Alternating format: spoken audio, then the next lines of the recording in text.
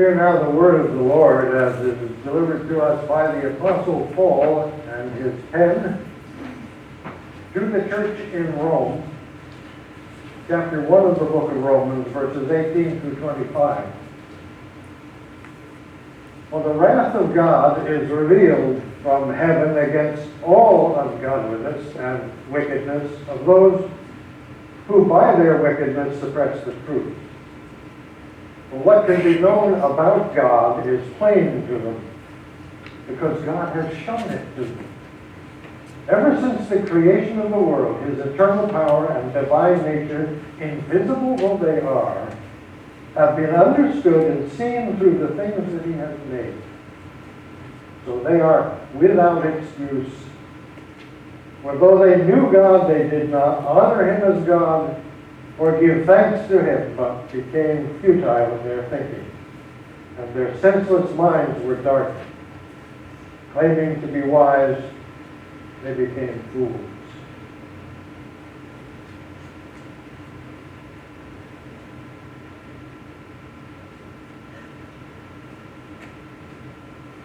Actually, let me read verse 23 as well. And they exchanged the glory of the immortal God for images resembling a mortal human being, or birds, or four-footed animals, or reptiles. This is the word of the Lord.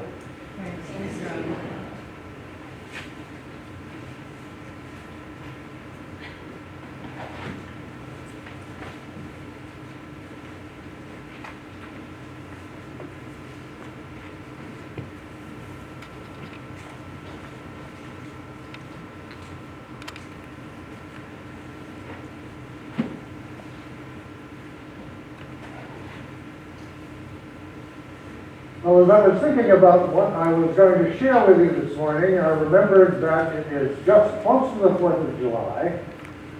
Pastor Dan is in the middle of a series, and this was the Sunday for Peace. This is a communion Sunday. And so I couldn't tell where my emphasis should be, so I prayed about it and asked the Lord what I should do. Now, this sometimes happens to me. I remember when I was in seminary, I was reading about Augustine's conversion, St. Augustine. He was wrestling with some serious issue, and he prayed fervently that God would give him the answer, and then he opened the scripture, and there, the verse that he read was the perfect answer to his question. So I tried that. I prayed and asked the Lord to tell me what to do, and opened the Bible and got the blank page between the Testaments. That's sort of what happened to me this morning. God didn't tell me anything. So I'm going to ask you to sit back and relax and let Grandpa Spencer tell you a bedtime story. Now this is going to be an analogy. You know all analogies break down. And this one will. So I'm going to ask you to take a flight of fancy with me as you listen to this story. And by all means, if you have to go to the bathroom, go now. You don't want to miss the ending. All right, imagine that you're home alone for a weekend. Now this is a little interactive. You can decide why it is you're home alone. But there's nobody home but you. And you have nothing planned. You've been dreading this weekend for weeks, knowing it was coming. And you think, what in the world am I going to do today? And you bum around thinking about it while you have your breakfast. And then as you open the refrigerator to put away what you finished, what you didn't finish, you discover the grandkids have 2 packs of modeling clay in the refrigerator. Well, I remember when I was a kid, I made a horse. So maybe that'll give me something to do. I'll try to make a horse. So you get out 1 box of modeling clay, you open it up, and you design what you hope is going to be a horse. And as you're working on it, you realize this looks a lot like a horse. I've matured over the years. And then you get an idea. Why don't I really test myself and see if I can do something fantastic? So you go out in the garage and you get a cardboard box. And you get some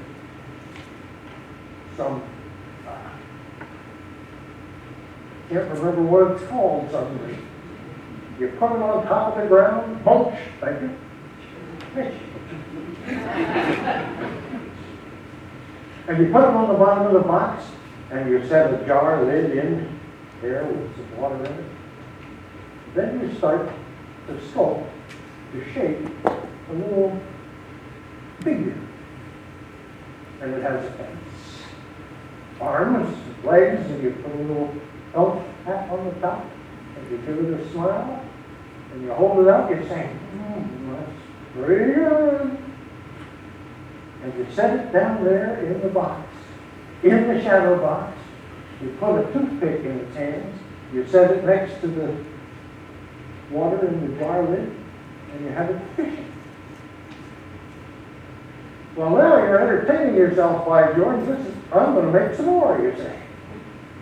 And so you open the other box of clay, and you make 4 or 5 more of them, and you spread them around. You get a clothespin, and you make lichen moss on the top of it, so that it looks like a tree. You set it in one corner of it. And you have them all sitting around in the relaxed position, or standing next to the tree.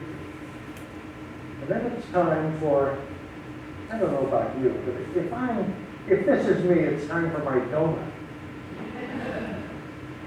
So you go off and you get your donut, and when you come back, you look in, and wait a minute.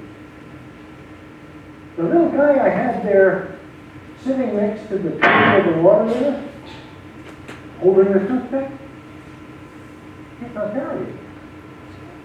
He's over next to the man that I put next to the tree. Oh, that's not possible. I can't. And then, as you look more closely, you see that they're actually moving ever so slowly.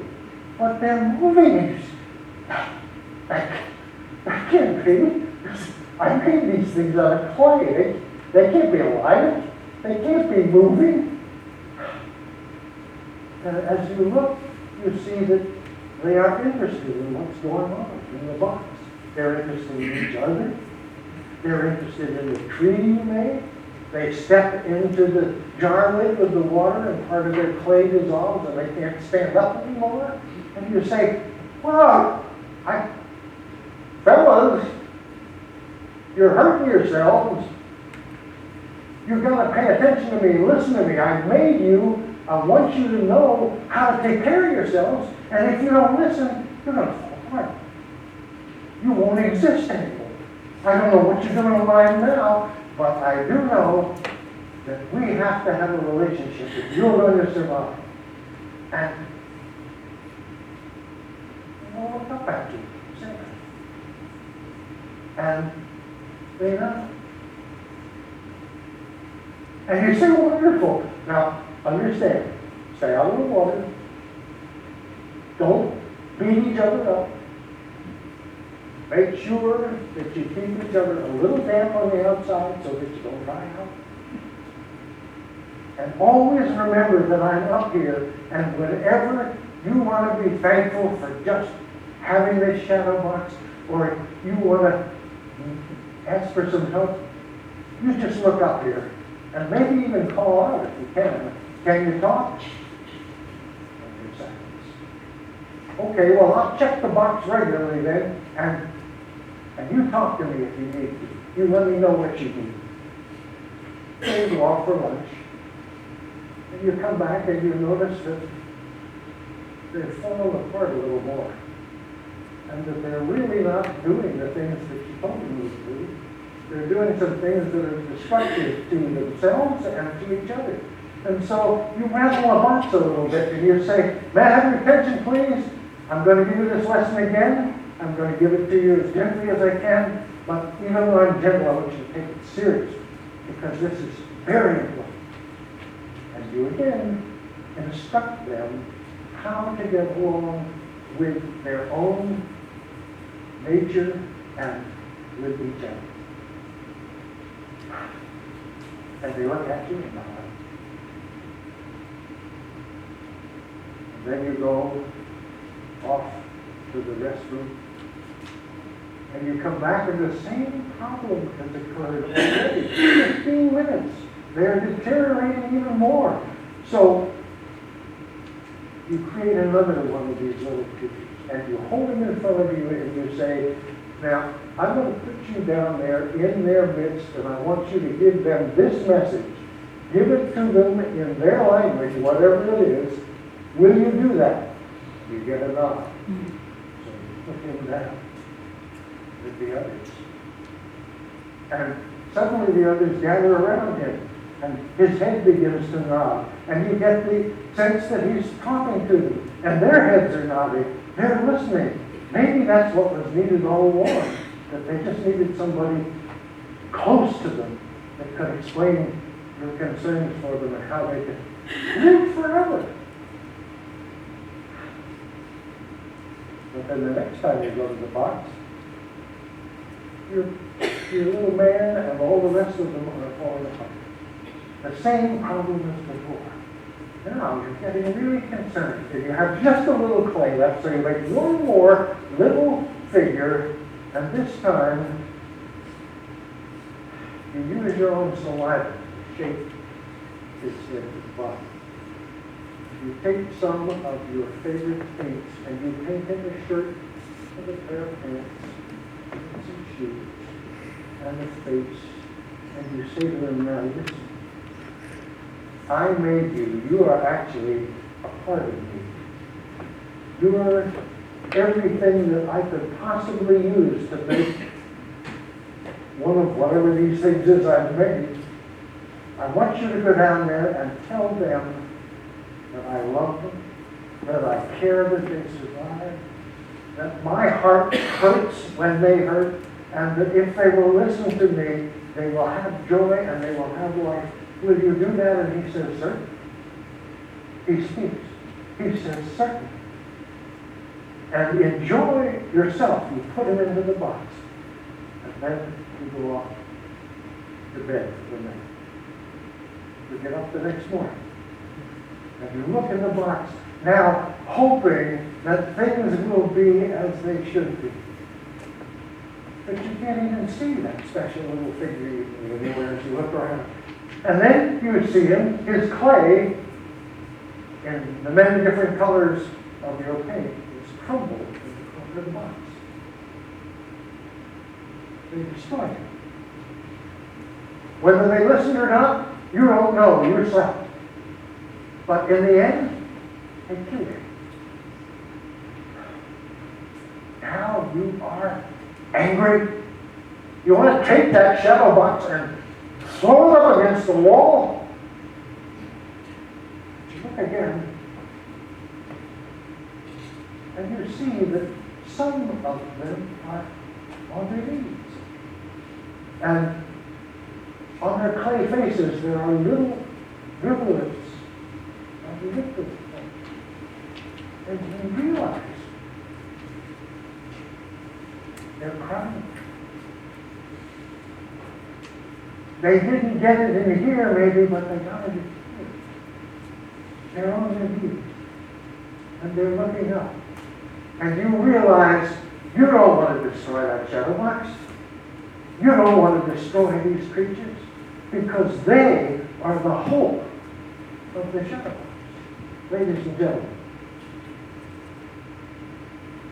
we are the hope of the shadow box.